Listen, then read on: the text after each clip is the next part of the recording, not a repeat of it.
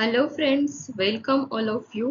આજે આપણે ફરી એક વખત મળ્યા છીએ કે આપણે ખેતી મદદનીશની 436 જેટલી તો વેકેન્સી આવી ગઈ કે જે આપણે ગઈકાલેના વિડીયોમાં બધું સારી રીતે માહિતી મેળવી લીધી. મેં તમને જણાવ્યું પણ ખરા કે આટલી બુકો વાંચવી જોઈએ કે જેથી આપણે બધું કવર થઈ જાય, કેમ કે આના માટે કોઈ એવી સ્પેસિફિક બુક છે નહીં, ક્યાંય પણ બુક નથી. કોઈ પણ એવું દાવો કરે કે આ બુક તમે એક સિંગલ વાંચશો અને બધું જ તમારું કોર્સનું મટીરિયલ આવી જશે, તો એ વસ્તુ પોસિબલ નથી. તો આજે હું તમારા માટે થોડા મતલબ બધા સબ્જેક્ટમાંથી ક્યાં અગત્યના એવા ટોપિકો છે કે જેમાંથી ક્વેશ્ચન પૂછાય જ છે. આની પહેલા એટલે કે 2016માં જ્યારે ખેતીવાડી મદદનીશની ભરતી આવી હતી ત્યારનું પેપર જોઈએ, ગ્રામ સેવકનું પેપર જોઈએ, એક્સટેન્શન ઓફિસરનું પેપર જોઈએ કે પછી એગ્રીકલ્ચર ઓફિસરનું પેપર જોઈએ, કે જેમાં મહત્વના કયા ટોપિકો ઉપર ભાર આપવામાં આવેલું છે એનું આજે હું સંપૂર્ણ એનાલિસિસ કરીને આવી છું અને તમારી સમક્ષ હું બધા જ વિષયોમાંથી કયા અગત્યના પોઈન્ટ છે કે જેમાંથી મહત્વના પ્રશ્નો વારંવાર પૂછાઈ શકે છે તેના વિશેની હું માહિતી આજે આપવાની છું. તો welcome all of you again. અને દોસ્તો, તમને હું આટલી સારી અને સચોટ માહિતી આપું છું તો તમે મારા માટે એટલું તો કરી શકો ને કે અમારી ચેનલને લાઈક, શેર અને સબસ્ક્રાઇબ કરો. તો ચાલો આપણે શરૂ કરીએ. સૌપ્રથમ કૃષિ વિજ્ઞાન એટલે કે એગ્રોનોમી. તો એગ્રોનોમી છે તો બેઝિક છે કે એગ્રીકલ્ચરમાં બેઝિક જે કહેવાય ને મેઇન એગ્રોનોમી. તો એમાં પહેલું તો એ જ ટોપિક કે કૃષિ વિજ્ઞાન એટલે શું. તો પછી કૃષિ વિજ્ઞાન એટલે શું, એટલે ખાલી એટલું જ નથી, એની અંદર પણ બીજા કાઉન્ટર ઘણા બધી ઇન્ફોર્મેશન આવે કે જેમાં એના ફાધર કોણ હતા, કોણે શબ્દ આપ્યો, એની વ્યાખ્યા શું છે, એવું અલગ પ્રકારનું મળે. આપણે અહીં ડિસ્કશન કરવાના છીએ મેઇન પોઈન્ટ, કહેવાય ને કે જે મુખ્ય ટોપિક, એના અંદરનું તો સબ ટોપિક આવશે જ. અને હું તમને આના પછીના વિડીયોમાં જેમ ટોપિક કરાવતી જઈશ એમ બધું જ ઇન્ફોર્મેશન આપતી જઈશ, બરાબર છે. ત્યારબાદ છે ખેડ એટલે શું, કે જેને આપણે ટીલેજ તરીકે પણ ઓળખીએ છીએ. કેમ કે અત્યારે કેવું છે કે BRS વાળા અને ડિપ્લોમા વાળા છે એને ગુજરાતીમાં શાયદ આવ્યું હશે, તો same BSc agri, BSc OT અને બીટેક એગ્રી વાળા છે એ લોકોએ ઇંગ્લિશમાં ભણેલું છે, તો એ લોકોને ગુજરાતી વર્ડિંગ અને ઇંગ્લિશના વર્ડિંગમાં થોડુંક મતલબ થઈ શકે છે, પણ કંઈ ટેન્શન લેવાની જરૂર નથી. હું તમને ડ્યુઅલ લેંગ્વેજમાં બધું સમજાવીશ એટલે ઈઝી રહે, બરાબર છે. તો ચલો, ખેડ એટલે શું, એટલે કે ટીલેજ. ત્યારબાદ છે કે ખેડ અને ખેતીના ઓજારો. આપણને ખ્યાલ છે કે આપણે ખેડ કરવી હોય તો એના માટે અલગ પ્રકારના ઓજારો આવે છે, તો એના વિશેનું આપણને બેઝિક તો નોલેજ ખબર હોવી જ જોઈએ.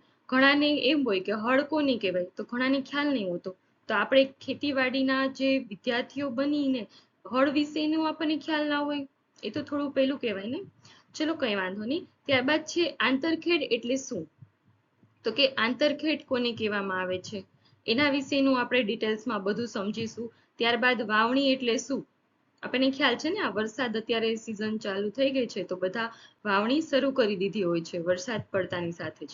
તો અલગ પાકમાં વાવણી ક્યારે કરવામાં આવે છે, શું એમાં હોય છે, કયા ઓજારો ઉપયોગ થાય છે, કેટલો બીજ કહેવાય ને સીડ રેટ કેટલો હોય છે, મતલબ એ બધી વસ્તુ વિશે આપણે આગળના વિડીયોમાં ચર્ચા કરીશું. ત્યારબાદ ધાન્ય પાકો વિશેની માહિતી. તો મુખ્ય ધાન્ય પાકો છે એને આપણે કવર કરીશું. ત્યારબાદ કઠોળ પાકો વિશેની માહિતી. તો કઠોળ પાકો જે મહત્વના છે એના બધા વિશેનું આપણે ડિટેલ્સમાં એનાલિસિસ કરશું, ડિટેલ્સમાં ભણશું આગળ જતા, બરાબર છે. ત્યારબાદ છે તેલીબિયા પાકો વિશેની માહિતી. ત્યારબાદ રેસાવાળા પાકો, રોકડિયા પાકો, ઔષધિ પાકો અને મસાલા પાકો વિશેની માહિતી. તો એગ્રોનોમીમાં આટલા જે ટોપિક છે ને એ મેઇન છે, આમાંથી ક્વેશ્ચન વારંવાર પૂછાય જ છે. ત્યારબાદ આગળ આપણે વાત કરીએ બાગાયત વિજ્ઞાન એટલે કે હોર્ટિકલ્ચર. તો હોર્ટિકલ્ચરમાં તો મેઇન પહેલા શું આવે તો કે બાગાયત વિજ્ઞાન શું છે.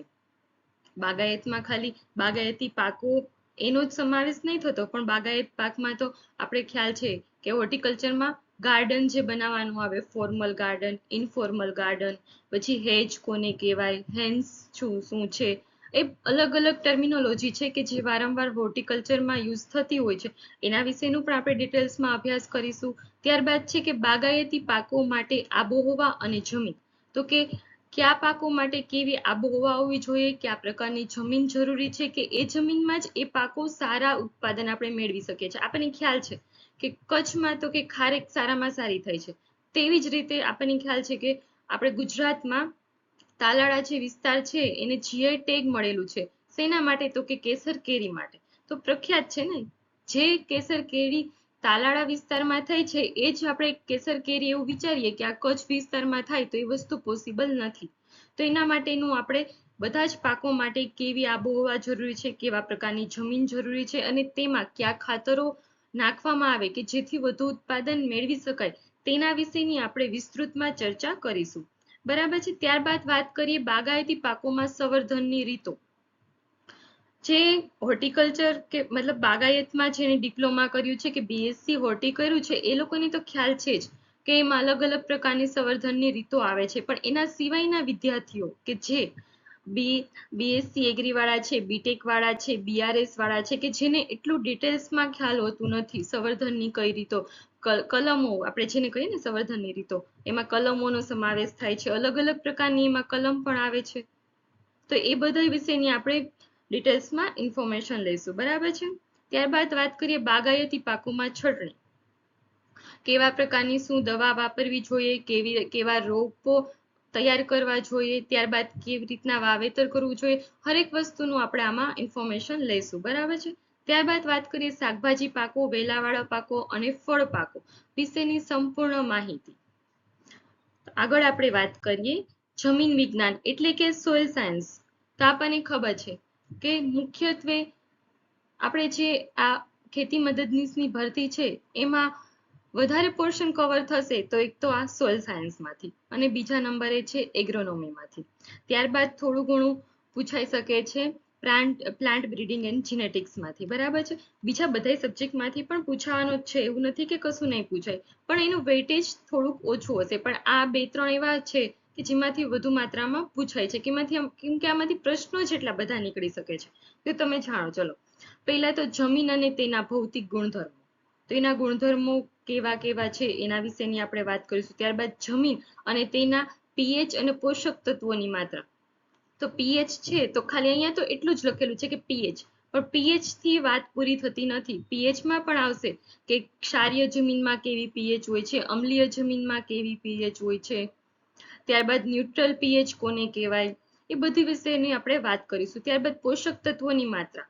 તો પોષક તત્વો છે, અલગ અલગ પ્રકારના પોષક તત્વો આવેલા છે.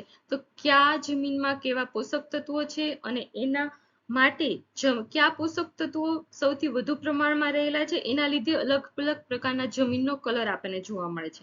આપણને ખ્યાલ છે આપણા દેશમાં જેવી રીતે ભાષાનું વૈવિધ્ય જોવા મળે છે એવી જ રીતે જમીનોમાં પણ વૈવિધ્યતા જોવા મળે છે.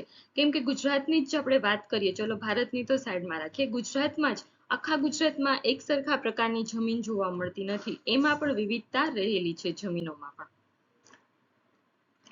ત્યારબાદ છે જમીન અને તેના સુધારણા. તો કે જમીન ઘણી ખારવાની જમીન હોય છે. આપણે કચ્છની જ વાત કરીએ ચલો, તો કચ્છ વિસ્તારમાં જમીન છે કે જેમાં સોલ્ટનું પ્રમાણ વધુ જોવા મળે છે. તો એ જમીનને આપણે સુધારણા કરવી હોય કે જ્યાં વધુ પાકોનું ઉત્પાદન કરીને આર્થિક ઉપજ આપણે મેળવી શકીએ, તો એના માટે શું પગલાં ભરવા જોઈએ, કેવા કાર્યો કરવા જોઈએ, તેના વિશેની આપણે આમાં માહિતી મેળવશું. ત્યારબાદ છે જમીનની ફળદ્રુપતા. જમીનનું સંરક્ષણ. તો કે જમીનનું કેવી રીતે સંરક્ષણ કરી શકીએ કે જેથી જમીનની ફળદ્રુપતા વધુને વધુ આપણે ટકાવી શકીએ અને વધુ પાકનું ઉત્પાદન મેળવી શકીએ. આપણે વધુ પાક ઉત્પાદનનો મેઇન આધાર શું છે? તો કે જમીનની ગુણવત્તા ઉપર, જમીન કેટલી ફળદ્રુપ છે એના પર. બરાબર છે. ત્યારબાદ વાત કરીશું જમીનના સજીવોની દુનિયા, એટલે કે જમીનમાં માઇક્રો ઓર્ગેનિઝમ રહેલા છે કે જેને જમીનમાં રહેલા સૂક્ષ્મ જીવો તથા સૂક્ષ્મ પ્રાણીઓ તરીકે ઓળખાય છે. આપણે એના વિશેની ડિટેલ્સમાં વાત કરીશું. અને મેઇન તો કે ખાતરો અને તેના પ્રકારો. આપણને ખ્યાલ છે કે આપણે ગમે તે પાક વાવીએ એમાં ખાતર તો આપણે ઉમેરવું પડે જ છે. જો ખાતર ઉમેરશું તો જ આપણો પાક સારો બને છે કે વધુ ઉત્પાદન મેળવે છે ખાતર ઉમેરવાથી. બરાબર છે. તો ખાતરોમાં પણ છે કે જૈવિક ખાતરો, રાસાયણિક ખાતરો અને સેન્દ્રિય ખાતરો. તો એ ખાતરો કેવી રીતે બને છે, એ ખાતરોમાં કયા પોષક તત્વો આવેલા છે, એના વિશેની આપણે વિસ્તૃતમાં ચર્ચા કરીશું. બરાબર. ત્યારબાદ વાત કરીશું કે પાક માટે જરૂરી ખાતરની ગણતરી. હા, ખાતરો જરૂરી છે પાક ઉત્પાદન માટે, પણ જો આપણે વધુ પ્રમાણમાં ખાતર ઉમેરી દઈએ તો પાકને પણ આડઅસર થાય છે કે જે આપણા જમીનની ફળદ્રુપતાને પણ નુકસાન કરે છે. તો તો આપણે યોગ્ય માત્રામાં યોગ્ય સમયે જ ખાતર ઉમેરવું જોઈએ, જેના વિશેની આપણે વાત કરીશું, બરાબર છે. ત્યારબાદ છે ભારતની જમીનના પ્રકારો. મેં તમને અગાઉ પણ કીધું ને કે આપણા ભારતમાં બધે જ એક સરખા પ્રકારની એક સમાન જમીન જોવા મળતી નથી. જમીનના પણ 12 અલગ અલગ પ્રકાર પડે છે, અને 12 અલગ અલગ પ્રકારમાં હરેક રાજ્ય વાઇઝ અલગ અલગ જમીનના પ્રકારો જોવા મળે છે. ઇવન ગુજરાતમાં પણ સેમ જમીન નથી, એમાં પણ અલગ અલગ પ્રકારની જમીન જોવા મળે છે. ત્યારબાદ છે જમીન ધોવાણ અને તેને અટકાવવા માટેના જરૂરી પગલાઓ. તો આપણને ખ્યાલ છે કે જમીનનું ધોવાણ થાય છે, તો જમીનનું ધોવાણ એ માત્ર વરસાદથી થતું નથી, પવનના લીધે પણ જમીનનું ધોવાણ થાય છે. તો એ શા માટે થાય છે અને તેને અટકાવવા માટે આપણે શું કરી શકીએ, એના વિશેની આપણે માહિતી મેળવીશું. આ ટોપિકમાંથી બહુ બધા પ્રમાણમાં પ્રશ્નો પૂછાય છે, તો આપણે ખૂબ સારી રીતે આને આગળ જતા વિસ્તૃતમાં ચર્ચા કરીશું, બરાબર છે. ત્યારબાદ આપણે વાત કરીએ સિંચાઈ અને નીંદણ વિજ્ઞાન વિશે. તો સિંચાઈ શું છે, આપણને બધાને ખ્યાલ જ છે કે કંઈ પણ આપણે વાવીએ, કંઈ પણ પાકનું ઉત્પાદન મેળવીએ, એના મુખ્ય પરિબળ તરીકે એક સિંચાઈ રહેલું છે, બરાબર ને. તો ભારતમાં મુખ્ય સિંચાઈના પ્રકારો અને તેના પ્રાપ્તિ સ્થાનો. ત્યારબાદ ભારતમાં કુલ સિંચાઈ વિસ્તાર અને સિંચાઈ આપણે કરીએ છીએ તો તેમાં ઉપયોગી હોય છે વિદ્યુત મોટર અને પાણીના પંપ. તો એના વિશેની આપણે બેઝિક માહિતી મેળવીએ. આપણને ખ્યાલ છે કે ડ્રીપ ઇરિગેશન છે, સ્પ્રિન્કલર ઇરિગેશન છે, માટલા પદ્ધતિ દ્વારા આપણે સિંચાઈ કરીએ છીએ. તો આ બધી સિંચાઈના જે પ્રકારો છે એની આપણે બધું સારી રીતે ડિટેલ્સમાં વાત કરીશું, અને કઈ સિંચાઈની પદ્ધતિ વધુ અનુકૂળ છે અને કઈ સિંચાઈની પદ્ધતિ કયા સમયમાં ક્યારે ઉપયોગમાં થાય છે. આપણને ખ્યાલ છે કે ફર્ટિગેશન એવું આવે છે, ખ્યાલ છે તમને? તો કે ફર્ટિગેશન એટલે શું છે, તો કે ખાતર આપણે જ્યારે સિંચાઈ કરીએ ને, મતલબ પાણી આપીએ છીએ પાકને, ત્યારે એની સાથે ખાતર પણ ઉમેરવામાં આવે છે. તો આ જે છે એને સિંચાઈ કહેવામાં, ફર્ટિગેશન કહેવામાં આવે છે. તો ફર્ટિગેશન સૌથી વધારે યુઝફુલ કેમાં હોય છે, કઈ સિંચાઈના પ્રકારમાં, તો કે ટપક સિંચાઈમાં. આપણે એવું વિચારીએ કે આપણે ફુવારા પદ્ધતિમાં ફર્ટિગેશન કરીએ તો એ વસ્તુ પોસિબલ નથી, કેમ કે ફુવારા પદ્ધતિમાં કેવું થાય છે, સ્પ્રે મારફતે આખા પાકને પાણી મળે છે. તો સ્પ્રે મારફતે પાણી મળે તો જે પાકને જરૂરી હોય એના મૂળ સુધી તો પહોંચતું જ નથી પાણી, એ તો ઉપરના સરફેસમાં જ રહે છે ને પાકના. તેના માટે ડ્રીપ ઇરિગેશન જ મેઇન છે, કે જેમાં આપણે ફર્ટિગેશન મેક્સિમમ યુટિલાઇઝ થાય છે. ફર્ટિલાઇઝર પણ ઓછું જોઈએ છે અને એના બેનિફિટ્સ પણ વધુ મળે છે. ત્યારબાદ આપણે વાત કરીએ નીંદણ વિજ્ઞાન એટલે કે વીડ સાયન્સ. તો આપણને ખબર છે કે ખેડૂતોનો સૌથી મોટો દુશ્મન એટલે નીંદણ.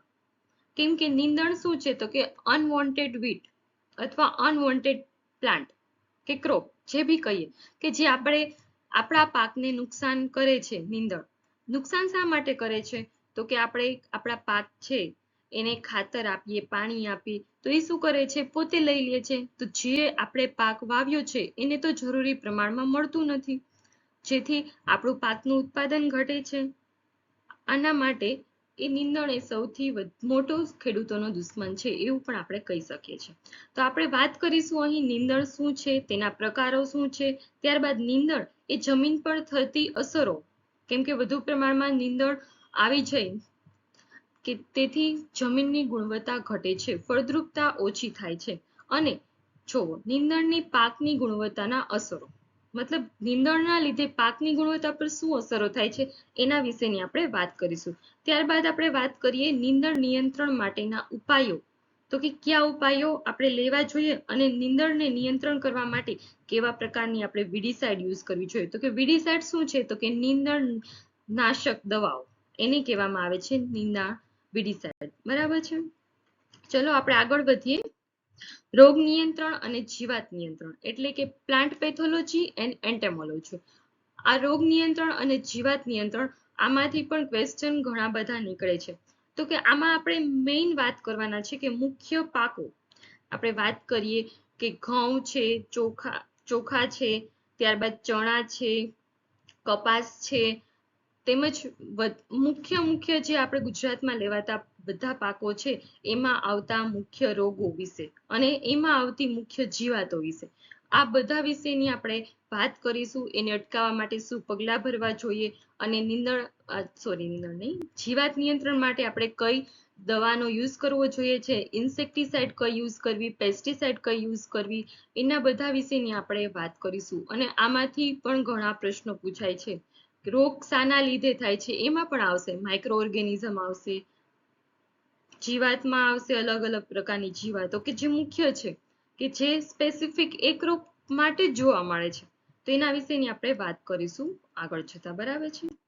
ત્યારબાદ વાત કરીએ પ્લાન્ટ બ્રીડિંગ એન્ડ જીનેટિક્સ, તો કે પીબીજી, કે જેને આપણે સામાન્ય ભાષામાં ઓળખીએ છીએ.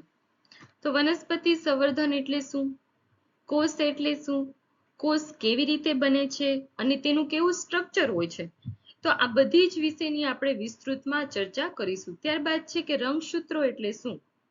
રંગસૂત્રો છે તો ઓબ્વિયસલી વાત છે, જીનોમ તો આવવાનું જ છે. જીનોમ એટલે શું, જનીનવિદ્યામાં ઉપયોગી અને જીનોમના પ્રકારો શું છે તેના વિશેની આપણે વાત કરીશું. ત્યારબાદ પ્લાન્ટ બ્રીડિંગ એન્ડ જીનેટિક્સ આવ્યું એટલે એની જોડે સીડ સાયન્સ તો ફ્રીમાં મળેલું છે એવું આપણે કહી શકીએ. અને આપણું કૃષિનો મુખ્ય આધારમાં મેઇન બીજ વિજ્ઞાન પણ રહેલું છે. કેમ કે જો આપણે નવી વેરાયટી ના શોધીએ તો આપણને વધુ ઉત્પાદન તો મળવાનું નથી. સારી જાતો વિકસાવવી એ આપણા પ્લાન્ટ બ્રીડરોનું કામ છે અને એ લોકો ખૂબ સારી રીતે કરે જ છે. હમણાં ખ્યાલ છે આપણને કે કેરી માટેની નવી વેરાયટીની શોધ થઈ કે જે કેટલા વર્ષો પછી આપણને ગુજરાતને મળી છે. આવી બધી થોડી ઇન્ફોર્મેશન છે કે જે લેટેસ્ટ તે આપણી એક્ઝામ માટે જરૂરી છે. કોઈ વાંધો નહીં, હું તમને બધી જ વસ્તુ જણાવીશ આગળ જતા. સમયની સાથે બધું આપણે કરતા જશું હળવે હળવે, કઈ બર્ડન લેવાની કોઈને જરૂર આવતી નથી. બરાબર છે. ત્યારબાદ છે બીજ વિજ્ઞાનના પ્રકારો અને તેનું વર્ગીકરણ. આપણને ખ્યાલ છે કે બીજ માટે બીજનો આ જે હોય છે સીડ માટે સીડ ટેગ આવેલું છે, તો કે બ્રીડર સીડ માટે આ કલરનું છે, ન્યુક્લિયસ સીડ માટે આ કલરનું છે ટેગ. એ બધી વિશેનું આપણે આગળ જતા વાત કરીશું. ત્યારબાદ છે બીજની ગુણવત્તા શું છે, બીજની ગુણવત્તા કેમ આપણે વધારી શકીએ અને બીજની ગુણવત્તા આટલા પ્રમાણમાં છે એની ચકાસણી કરવા માટે પણ કેટલાક પરીક્ષણો એટલે કે ટેસ્ટ કરવામાં આવે છે, તો એની આપણે વાત કરીશું. ત્યારબાદ છે ભારતમાં આવેલું છે બીજ અધિનિયમ, તો બીજ અધિનિયમ અને તેની ઉપયોગિતા તેના વિશેની આપણે વાત કરીશું. ત્યારબાદ મેઇન કે જીનેટિક મોડિફાઈ ક્રોપ, આપણને ખ્યાલ છે બીટી કપાસ એ શું છે, એક જીનેટિક મોડિફાઈ ક્રોપ છે. તેની ઉપયોગિતા અને લાક્ષણિકતાઓ એના વિશેની આપણે વાત કરીશું. ત્યારબાદ આગળ વધીએ તો કે પ્લાન્ટ ફિઝિયોલોજી. તો પ્લાન્ટ ફિઝિયોલોજીમાં શું છે, તો કે વનસ્પતિ શરીર વિજ્ઞાન એટલે શું અને તેમાં સમાવેશ થતી બાબતો. ત્યારબાદ છે પ્રકાશ સંશ્લેષણ, તો કે પ્રકાશ સંશ્લેષણ શું છે, તો કે વનસ્પતિ જે પોતાનો ખોરાક બનાવે છે સૂર્યપ્રકાશની હાજરીમાં, એને આપણે કહેવામાં આવે છે પ્રકાશ સંશ્લેષણ. તો પ્રકાશ સંશ્લેષણમાં ઉપયોગી મુખ્ય ઘટકો, એમાં કયા ઘટકોનો સમાવેશ થાય છે તેના વિશેની આપણે વાત કરીશું. ત્યારબાદ છે ફોટોપિરિયોડિઝમ. તો ફોટોપિરિયોડિઝમ શું છે, કયા પાકોમાં કેટલી સનલાઇટની જરૂર છે એના ઉપરથી આખું જે ડિસાઇડ થાય છે એને કહેવામાં આવે છે ફોટોપિરિયોડિઝમ. એના વિશેની આપણે વાત કરીશું. એમાં ક્લાસિફિકેશન કરશું, long day plant, short day plant, એમાં કયા ક્રોપ આવે છે, કયા પ્લાન્ટ આવે છે, બધા વિશેનું આપણે ઇન્ફોર્મેશન લેશું આગળ જતા. બરાબર છે. ત્યારબાદ છે વિટામિન તથા ઉત્સેચકો એટલે શું અને તે કેવી રીતે બને છે, તેની ઉપયોગિતા શું છે તેના વિશેની આપણે આમાં વાત કરીશું. બરાબર છે. ચલો આગળ વધીએ આપણે. ત્યારબાદ આપણે વાત કરીએ એગ્રીકલ્ચર એક્સટેન્શન એટલે કે કૃષિ વિસ્તરણ વિશે. તો કૃષિ વિસ્તરણનું મુખ્ય કાર્ય શું છે અને તેની લાક્ષણિકતાઓ શું છે. તો કૃષિ વિસ્તરણ એટલે કે એગ્રીકલ્ચર એક્સટેન્શનનું મુખ્ય કાર્ય એ જ છે કે ખેડૂતો સુધી માહિતી પહોંચાડવાનું, કે જે આપણા વૈજ્ઞાનિકો, કૃષિ સાયન્ટિસ્ટોએ, એગ્રીકલ્ચર સાયન્ટિસ્ટોએ, જે પ્લાન્ટ બ્રીડરોએ કે જે મહત્વની માહિતી મેળવી છે, કે જેને ઘણો બધો સમય આપીને સંશોધનો કરીને એ સંશોધનોને ખેડૂતો સુધી પહોંચાડવાનું, સરળ ભાષામાં, ખેડૂતોની ભાષામાં ખેડૂતોને સમજાઈ શકે તેવી રીતે એનું કાર્ય મુખ્ય કૃષિ વિસ્તરણ કરે છે. ચલો આપણે વાત કરીએ ને, મેં હમણાં તમને જે કીધું કે આપણે ગુજરાતમાં કેરીની નવી વેરાયટીનું સંશોધન થયું છે. બરાબર છે. તો એની હરેક ઇન્ફોર્મેશન ખેડૂતો પાસે હોતી નથી, બધા ખેડૂતો પાસે, પણ એને પહોંચાડવાનું જે મુખ્ય કામ જે કરે છે એ છે કૃષિ વિસ્તરણ અધિકારીઓ. પછી એ ગુજરાત ગવર્મેન્ટમાં હોય છે કે પછી યુનિવર્સિટીઓ દ્વારા અલગ અલગ પ્રોજેક્ટો, અલગ અલગ કાર્યક્રમો, અલગ અલગ ડેમોન્સ્ટ્રેશન, અલગ અલગ વસ્તુ કે ગમે તે એક્ટિવિટીઝ થઈને પહોંચાડવાનું જે કામ કરીએ છીએ એને કૃષિ વિસ્તરણ કહેવામાં આવે છે. આપણને ખ્યાલ છે કે આત્મા કે જે સેન્ટ્રલ લેવલની એક સ્કીમ છે કે જેના આપણે ગુજરાતમાં પણ બધે જોવા મળે છે કે જે આપણા કલેક્ટર હોય છે એ મેઇન હોય છે એના અધિકારીમાં આત્માના. એવી રીતે છે કેવીકેઝ. આપણને ખ્યાલ છે ગુજરાતમાં બહુ બધા કેવીકેઝ આવેલા છે. તો કેવીકે નું મુખ્ય કાર્ય શું છે? તો કે કૃષિ વિજ્ઞાન કેન્દ્ર, કેવીકે એટલે તો ખેડૂતોને માહિતી પહોંચાડવાનું. ત્યારબાદ છે ફ્રન્ટલાઇન ડેમોન્સ્ટ્રેશન. તો ફ્રન્ટલાઇન ડેમોન્સ્ટ્રેશન એ શું છે, એ કેવી રીતે થાય છે, એના વિશેની આપણે વાત કરીશું. ત્યારબાદ છે કૃષિને લગતી મુખ્ય મહત્વની યોજનાઓ અને તેમાં કૃષિ વિસ્તરણનો ફાળો. ઇન્ડિયા લેવલે બહુ બધી યોજનાઓ બહાર પાડવામાં આવે છે જેથી ખેડૂતોનું જીવન ધોરણ સુધરે, ખેડૂતોને ઈઝી રહે એના માટેની. તો એ બધી જ યોજનાઓ વિશેની આપણે માહિતી મેળવશું. ત્યારબાદ કૃષિ ક્ષેત્રે થતા મુખ્ય સંશોધનો. જે કૃષિ ક્ષેત્રે મેં તમને આગળ જે વાત કરી ને કે જે સંશોધનો થાય છે એ ખેડૂતો સુધી પહોંચાડે, કેવી રીતે ઈઝી વેમાં પહોંચી જાય અને ખેડૂતો તેનો મેક્સિમમ લાભ મેળવી શકે તેના વિશેની આપણે વાત કરીશું. બરાબર છે. ત્યારબાદ આગળ વધીએ કૃષિ આંકડાશાસ્ત્ર, એગ્રીકલ્ચર સ્ટેટિસ્ટિક. તો આંકડાશાસ્ત્ર પણ એક મહત્વનું છે. આ જનરલી આ બધામાંથી કૃષિ આંકડાશાસ્ત્ર છે, અર્થશાસ્ત્ર છે, એક્સટેન્શન છે, એમાંથી એટલા બધા ક્વેશ્ચન્સ નીકળતા નથી. પણ હા, આપણે તો કેવું છે કે આ જોબ લેવાની છે, આપણે નોકરી લેવાની છે, તો આપણે હરેક વસ્તુ કરીને જવાનું છે. કંઈ પણ વસ્તુ ગમે ત્યાંથી પણ પૂછે, આપણને આવડતું હોવું જોઈએ. આપણો મેઇન એમ એ છે. બરાબર. તો કૃષિ આંકડાશાસ્ત્રની ઉપયોગિતા શું છે? ત્યારબાદ NSSO, નેશનલ સેમ્પલ સર્વે ઓફિસ, એની ભૂમિકા શું છે? ત્યારબાદ સેમ્પલ સર્વે શું છે? ત્યારબાદ આંકડાશાસ્ત્રને લગતી મહત્વની બાબતો અને 2011ની વસ્તી ગણતરી સંદર્ભે મહત્વના આંકડાઓ, એના વિશેની આપણે વાત કરીશું. ત્યારબાદ વાત કરીએ કૃષિ અર્થશાસ્ત્ર. તો કૃષિ અર્થશાસ્ત્ર એ શું છે? એના પ્રકારો શું છે? ત્યારબાદ મિનિમમ સપોર્ટ પ્રાઇસ શું છે? આપણને ખ્યાલ છે ને, ટેકાના ભાવે જે ખરીદી કરે છે સરકાર એને કહેવામાં આવે છે મિનિમમ સપોર્ટ પ્રાઇસ. તો તેવી જ રીતે છે પ્રોક્યુરમેન્ટ પ્રાઇસ શું છે? ત્યારબાદ ફેર પ્રાઇસ શું છે? ત્યારબાદ ખેડૂતોના પ્રકારો, એટલે કે આવકના લીધે આટલાથી આટલા પ્રકારની જમીનો છે, આટલા વીઘા જમીનો છે, આટલા હેક્ટર જમીનો છે, તો આટલી આવકો થાય છે. એના લીધે આપણે ખેડૂતોના પ્રકારો પાડશું. આવકના લીધે મીડિયમ છે, સ્મોલ ફાર્મર છે, માર્જિનલ ફાર્મર છે કે લાર્જ ફાર્મર છે, એ બધું આપણે આગળ વાત કરીશું. ત્યારબાદ સંસાધનો શું છે, સોર્સો, રિસોર્સ શું છે એ. ત્યારબાદ છે કૃષિ ધિરાણ, જેની આપણે વાત ઓળખતા જ હોય છે.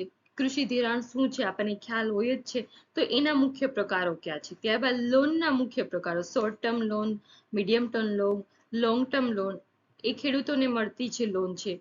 અને કૃષિ સંલગ્નનો મુખ્ય બેંકો, કૃષિ સાથે સંલગ્ન જે લોન વાત કરીને મેં, તો લોન આપે છે તો એના માટે પણ કંઈક બેંક હોય ને, કોઈક બેંક જ લોન આપતી હોય છે, કાં તો કોઓપરેટિવ સોસાયટીઝ હોય છે. તો નાબાર્ડ એગ્રીકલ્ચર ક્ષેત્રે મેક્સિમમ જે મહત્તમ ખેડૂતોને ફાયદો થઈ શકે એના માટેના જે એફોર્ટ્સ કરે છે એ છે નાબાર્ડ. તો આપણે વાત કરીશું નાબાર્ડ શું છે, એનું મુખ્ય કાર્યાલય ક્યાં આવેલું છે, એની સ્થાપના ક્યારે થઈ અને કઈ કમિટી હતી કે જેને રેકમેન્ડેડ કર્યું હતું નાબાર્ડને. તો એના વિશેની આપણે આગળ જતા વાત કરીશું. પણ આ કેવું છે કે ખેડૂતો ડાયરેક્ટ નાબાર્ડ એક પ્રકારની બેંક છે નાબાર્ડ, બરાબર છે, ત્યાં જઈને લોન લેતા નથી. પરંતુ નાબાર્ડ જે છે એ નીચલી બેંક એટલે કે રિજનલ રૂરલ બેંક એને આપે છે, સહાય આપે છે. અને આપણે જે લોન લઈએ છીએ એ કાં તો કોઓપરેટિવ સોસાયટીઝ પાસેથી લઈએ છીએ અથવા તો રિજનલ રૂરલ બેંક પાસેથી લઈએ છીએ. ત્યારબાદ વાત કરીએ કૃષિ ક્ષેત્રે સંકળાયેલા મુખ્ય કાયદાઓ. તો ઘણા એક્ટ આવેલા છે, એના વિશેની આપણે વાત કરીશું. ત્યારબાદ ટેક્સ શું છે? આપણને ખ્યાલ છે ને, જીએસટી આવ્યું. તો જીએસટી ક્યારથી અમલમાં આવ્યું, જીએસટી ક્યાં, આપણને ખ્યાલ છે કે જો આપણે 30 માર્ક્સનું જે છે એમાં શું છે, બંધારણ પણ છે અને ગુજરાતી અને અંગ્રેજી કમ્પ્રેહેન્સિવ છે. જુઓ તમે, અહીંયા એવું પૂછી નાખે જીએસટી એ કયા એક્ટ મુજબ આવેલું છે, જીએસટી કઈ સાલમાં અમલમાં આવ્યું, બરાબર ને? તો એ બધું પોલિટી સાથે અહીંયા આપણું કૃષિ અર્થશાસ્ત્રને લગતી ઇન્ફોર્મેશન બંને વસ્તુ ઇન્ટરલેક્ટ થઈ શકશે. આપણે એવું ના કહી શકીએ કે જીએસટી નું એક્ટ શું કામ પૂછી નાખ્યો, કયા વર્ષમાં જીએસટી અમલમાં આવ્યું એવું પૂછ્યું. તો એ પોલિટીમાં પણ આવે છે ને અહીંયા એગ્રીકલ્ચર ઇકોનોમિક્સમાં પણ આવે છે જીએસટી વિશે. તો આપણે બધી આગળ જતા વિસ્તૃતમાં ચર્ચા કરીશું, એટલે કોઈ ક્વેશ્ચન નથી. તો હું તમને એ વસ્તુ કહેવા સમજાવું છું, એ વસ્તુ કહેવા માંગુ છું કે આ વસ્તુ આપણે ઇન્ટેલેક્ટ કરીને કરવાની છે, સમજવાની છે. ત્યારબાદ છે કૃષિ વીમા વિશેની જરૂરી માહિતી. તો કૃષિ વીમા કે જે આપણને સરકાર આપે છે, કૃષિ ખેડૂતોને કિસાન સન્માન નિધિ અત્યારે મળે છે યોજના, એ યોજના અંતર્ગત શું ફાયદો થાય છે, એવી તો કેટલી બધી યોજનાઓ છે જે ખેડૂતોને ઉપયોગી હોય છે, તેના વિશેની આપણે બધી ડિટેલ્સમાં ચર્ચા કરીશું. ત્યારબાદ છે બેંક રેટ, રેપો રેટ શું છે, કેવી રીતે અમલમાં આવે છે. ત્યારબાદ આવે છે મોનેટરી પોલિસી શું છે, ફિસ્કલ પોલિસી શું છે, કોને કહેવામાં આવે છે, કઈ પોલિસી કોણ બહાર પાડે છે. ત્યારબાદ આપણી ભારતની મેઇન બેંક કહેવામાં આવે તો RBI, reserve bank of India. આપણે આ બધી વસ્તુ વિશેની માહિતી આગળ જતા મેળવીશું. ત્યારબાદ છે પશુપાલન અને કૃષિ ઇજનેરી વિદ્યા. તો ભારતમાં પશુપાલનનું મહત્વ. વિશ્વમાં સૌથી વધુ પશુઓ આપણે કહી શકીએ કે ભારતમાં છે, અને ભારત દૂધ ઉત્પાદનમાં ફર્સ્ટ રેન્કમાં આવે છે. તો ફર્સ્ટ રેન્કમાં ત્યારે જ આવે ને કે જ્યારે પશુઓનું ઉત્પાદન, મતલબ પશુઓ સૌથી વધુ આવેલા છે. જો પશુઓ વધુ હોય તો જ દૂધ ઉત્પાદન વધુ થવાના છે. તો આપણે આ બધી વસ્તુની આમાં ચર્ચા કરીશું. ત્યારબાદ છે ગાયો ભેંસોની ઓલાદો અને તેની લાક્ષણિકતાઓ. તો ગાયો છે તો ગીરની ગાય પ્રખ્યાત છે, કાંકરેજ છે, એવી રીતના ભેંસ છે સુરતી છે ભેંસ, મહેસાણી ભેંસ છે, જાફરાબાદી ભેંસ છે, બધી વિશેનું આપણે વાત કરીશું. અને બધી ભેંસોમાં કે ગાયોમાં કંઈક ને કંઈક વિશેષતાઓ રહેલી છે. ત્યારબાદ ભેંસો અને ગાયો દૂધ આપે છે, તો દૂધ માટેની આપણે મુખ્ય એક ડેરી છે અમૂલ. અમૂલ ડેરી છે તો એની સાથે આપણે સંકળાયેલું છે તો કે સફેદ ક્રાંતિ. તો કે સફેદ ક્રાંતિ છે તો ચલો સફેદ ક્રાંતિ છે તો એના પિતા કોણ છે, તો કે વર્ગીસ કુરિયન. તો બધી જ વસ્તુ આવી રીતના આપણે ઇન્ટેલેક્ટ કરીને ઈઝી વેમાં સારી રીતે સમજીશું, બરાબર છે.